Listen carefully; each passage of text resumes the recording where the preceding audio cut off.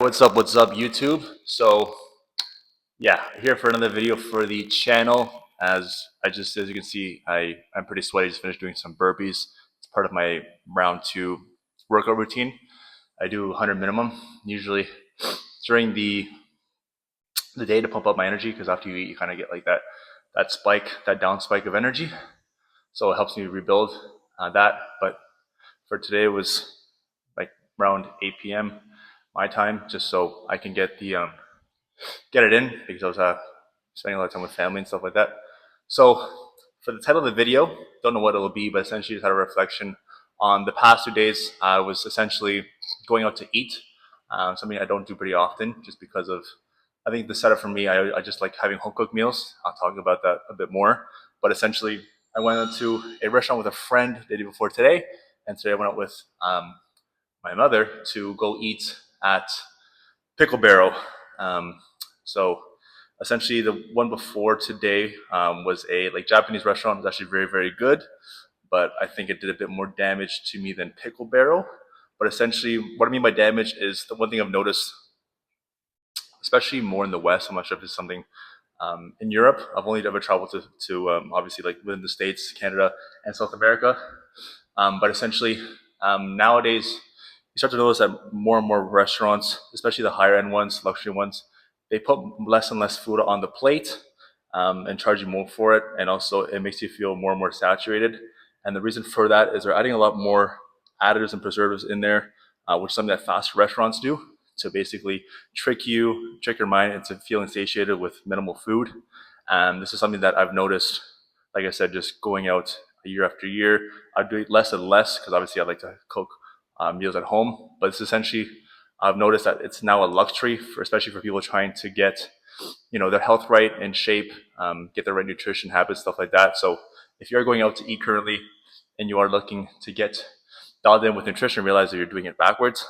It's actually treated more like a cheap meal now, or like a luxury, as opposed to something you get to do.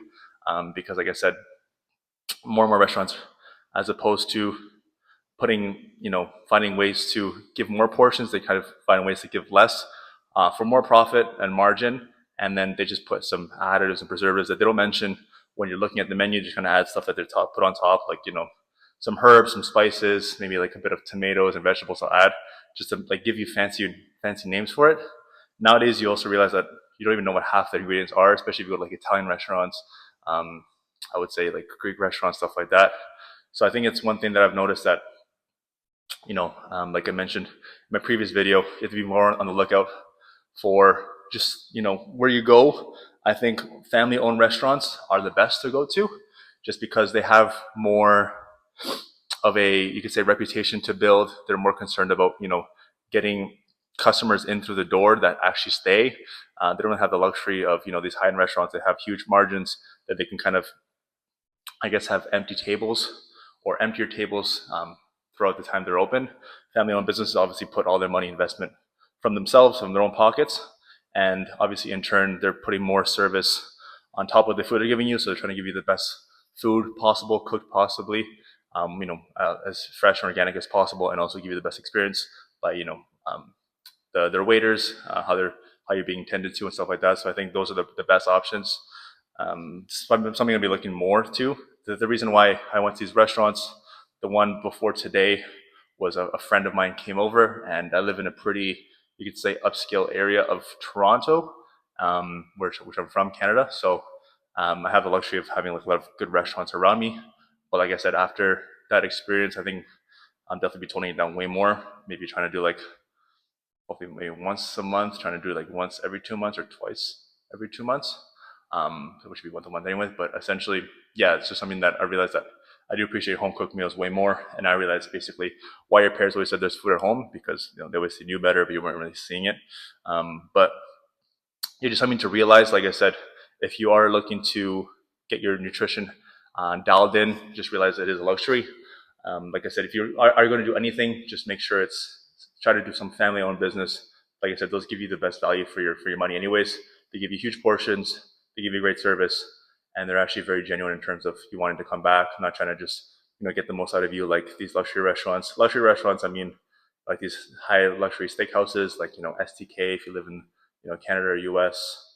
I guess you could say Nobu now, which is like a popular sushi spot.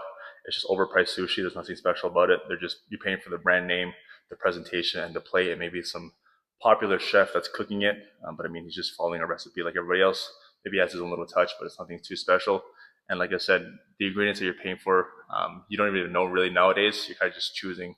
They give you like the bold letters at the top, and then from there you have to kind of maybe Google it. I've been Googling it a lot and I still can't even find it, so I don't know if they're making these names up and stuff like that, but just something to keep in mind, to look out for.